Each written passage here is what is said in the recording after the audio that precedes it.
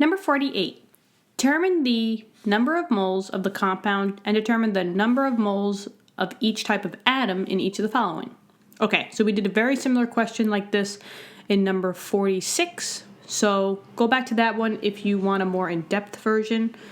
So this one would be more of like a quickened version because we basically did the same thing. So with that being said, this is a huge problem. There's a lot of things that you have to know first in order to do this problem. I'll let you know what they are. And if you don't feel comfortable doing those yet, go back and do those types of problems first before you try to conquer number 48. All right. So the thing is, we need to find the number of moles of a compound, and then we need to find the number of moles of each type of atom, right? And we should know by now that atoms are just basically the single elements in a compound. So if you're looking for H2O, right, the compound would be H2O, but the individual atoms would be just hydrogen and just oxygen. Okay, so I'm just going to erase that. All right, so now let's get down to business. For A, they said that we start off with 2.12 grams of potassium bromide, KBr. And we want to find out the number of moles of the compound. You will always find out the number of moles of a compound first, and then you could find its atoms. So that would be like number 2. All right, so how do we go from grams to moles? Well, from grams to moles, you have to know your conversion factor, right? For every 1 mole of anything always equals the molar mass, mm, in grams of that element or compound. So X is representing anything here, whether it's an element or a compound. So you can always go back and forth between grams to moles. You could always do that in one step because you know this conversion factor. All right, so let's get to it. So A, 2.12 grams of potassium bromide, so KBr. And now we're just converting, so we multiply by the ratio. And grams of KBr would go on the bottom because you don't want that unit anymore, so moles of KBr would go on the top. And now we use the ratio. 1 mole of anything, so 1 has to go with the mole, will equal the molar mass in grams on the periodic table. So this number right here always comes from the periodic table, PT. So that's one thing that you should know how to do by now. If you don't know how to find a molar mass, go back to the previous questions. There's tons of them just finding out molar masses. I'll do the first one for you guys, but the rest of them, I'm just going to assume that you know how to do it, so we'll do a very quick version of it. So for this one, if we're talking about KBr, you compartmentalize your elements, right? You have potassium and you have bromine, right? So you have K and you have Br. How many potassiums do you have in this compound? You have only 1 and 1 bromine. If you had 2 or 3 or 4, you would write those numbers in there. And then you always multiply by the mass on the periodic table. So potassium is over here and bromine is over here. Now, for these purposes, I'm going to just write the full numbers out because it just matches the periodic table that they give you. But if you want to change, bromine instead of 79.9, if you want to put in 80, that's fine. The answers will be super close. Just make sure that you're in the same ballpark. So this would be 39.1, and this would be 79.9. And then, to find the total molar mass, all you do is you add them up. So 39.1 plus 79.9, you get 119. And that's the number that goes where your grams are when you want to convert. So now this is just straight up math, right? Grams of KBr cancels out with grams of KBr, and you're left with 2.12 divided by 119. And we should have 3 sig figs. That's another thing that you guys should know how to do by now. If you don't, just go back to chapter 1. We have tons of problems just calculating sig figs for you guys. So this would be 0.0178 moles of KBr. So that's the answer to the first one. 0.0178 moles of the compound.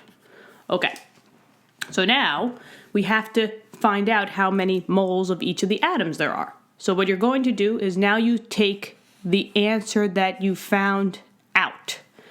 To go from moles of a compound to just moles of the atom, you do a mole conversion. So 0.0178 moles of KBr. It's a conversion, so times by that ratio, moles of KBr on the bottom, and now you'll go to moles of the individual atoms. So in here we have two individual atoms, right? We have K, which I'll write over here as K, and then we also have Br. So you'll have to do this twice. So let's just focus on K for now. Now, whenever you do a mole of compound to mole of the individual atom, you always look at the compound that they gave you. And you always say, okay, if you had one whole compound, hence 1 mole, if you had one whole compound, how many potassiums are in this compound? There's only one, right? There's a secret 1 coefficient there. So this number for potassium would be 1. So it would literally be the same number, right? 0.0178 times 1 is the same number. And then, if you wanted to do it for bromine, the number would still be 1, right? Because bromine, there's 1 as well here. So it would be the same answer if we just finish this out, 0.0178 moles of Br.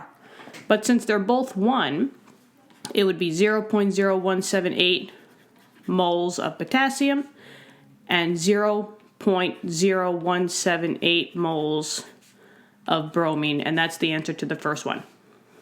Pretty simple. Good way to start it off. Let me erase A. Takes me 2 seconds. And then we will jump into B. So let's write down B now. B, they wanted 0.1488 grams of phosphoric acid, H3PO4. All right, so for B, 0.1488 grams of phosphoric acid, so H3PO4. We're converting, so times by that ratio. Grams of H3PO4 goes on the bottom. And we want moles of the compound first, so moles of H3PO4 up on the top. And then we use the relationship that we did from before, right? 1 mole of that compound equals the molecular mass. So this number you're going to have to find on the periodic table. So now I'm just going to take the elements, so I'll highlight them for you. We're getting hydrogen, phosphorus, and oxygen, right? So in this case, it would be 3 times 1.008 plus, phosphorus is 30.97 plus 4 times 16. Okay, so this mass is 97.994. Cancel out the grams of H3PO4, and now you're just ready to do the math. So 0.1488, so 0.1488 divided by that mass is, and this should be 4 sig figs, so your answer should have 4 sig figs, so I'll say 1.518 times 10 to the negative 3 moles of H3PO4. So that's the answer to the first one. 1.518 times 10 to the negative 3 moles of H3PO4. Now we just have to find out the individual moles of the atoms.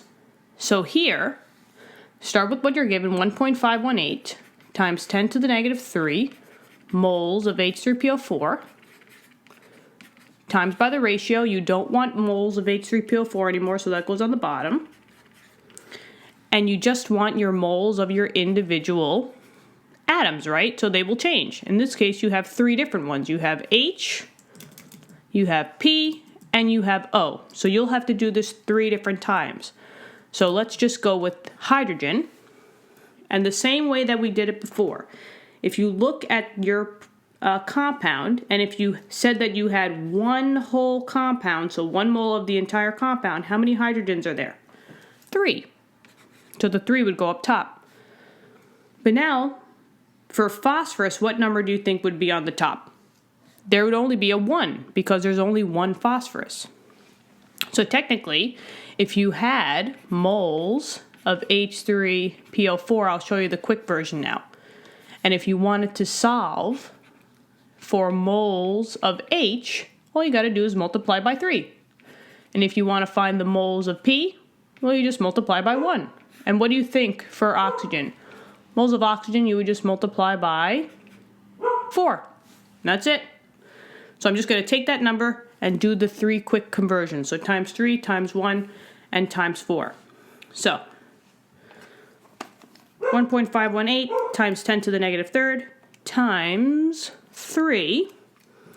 We get 4.554 times 10 to the negative 3 moles of H. The phosphorus would be the same exact number because it's times 1. So that would be moles of P.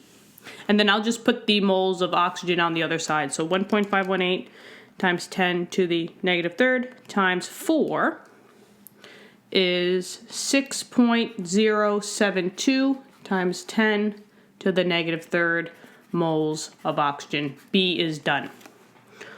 Awesome. All right, let's erase. Let's erase, not highlight. And let's move on to C. Now, I'm looking at C already, and I see that it gives it to us in kilograms. But if we want to do these conversions, we have to get it into grams, right? They say 25 kilograms of calcium carbonate. So the first thing I have to do is I have to convert my 23 kilograms into grams. So here's a quick conversion, guys. You guys should be familiar with conversions. And we have tons of questions in Chapter 1 if you guys want to practice on that. But going from kilograms to grams, all you got to do is just times by 1,000. And if you need to go backwards, you just divide by 1,000. So 23 kilograms times 1,000 would be the same thing as 2.3. So I'll just say C. This would be the same thing as 2.3 times 10 to the 4th grams of CaCO3. And now we're ready to do just what we did before. I want to get my moles of my compound. So times by the ratio, grams of CaCO3 on the bottom, moles of CaCO3 up top. And we use the ratio from before, right? 1 mole of anything is the molar mass on the periodic table. So this number you gotta get from the periodic table, PT. So let's see, I'm just gonna highlight for you guys. We're looking at calcium, which is here, carbon, which is over here, and oxygen we did from before. So those 3. So 40.08 plus 12.01 plus 3 times 16, you get 100.09. Once again, if you want to just simplify the numbers, that's fine with me. The answer should be very, very similar. Now, grams of calcium carbonate cancel, and now you're just ready to do the math. So 2.3 times 10 to the 4th divided by 100.09. And we need 2 sig figs because there was 2 sig figs here. So it would be actually we'll just say, we won't put it in scientific notation. We'll just say 230 moles of CaCO3. Okay, now we want to find the moles of the individual atoms. So let's see if we could do the shortcut version. There are 3 different atoms here. There's calcium, carbon, and oxygen, right? So you'll technically have 3 different answers. You'll try to find out the moles of calcium, moles of carbon, and moles of oxygen. If you want to find out the moles of calcium, what number are you going to multiply by? Well, there's only one calcium here, so technically you would times by 1, so it would literally be the same number. Carbon would be the same thing. There's one carbon here, so times by 1. But oxygen you would have to times by 3 because there's a 3 here. So let me first just write up here that the first answer was 230 moles of CaCO3. But now when we do the other conversions, the moles of calcium would be exactly the same, so 230 moles of Ca. The moles of carbon would be the same, 230 moles of carbon. And then for oxygen, you would just have to times that number by 3. So 230 times 3, you get 690 moles of oxygen. And that's the answer for C. We are more than halfway there. Let's get it! Oof. After this, I need to drink some water, right? Too much talking. But I love talking to you guys, so it's fine with me. D. 78.452 grams of aluminum sulfate Al2SO4 This one's already in grams, so we don't have to do any conversion beforehand. So let's just start it off. So they say 78.452 grams of Al2SO4 times by that ratio, because we don't want grams anymore, we want moles. So SO4 moles of love when that happens, right? Al2SO4 And remember from before, right? This conversion right here, 1 mole, right? The 1. So you got to have 1 mole. And this is the number that you find on the periodic table. That's your molar mass. So now let's just go over, because this one is the first one that has parentheses. So let's just say, how many sulfurs are there? This 3, anytime that you see a subscript outside of the parentheses, it gets divvied up to all of the elements that are in the parentheses by multiplication. So there was 1 sulfur in the parentheses, but it's times by 3, so there's really 3 sulfurs. And how many oxygens are there?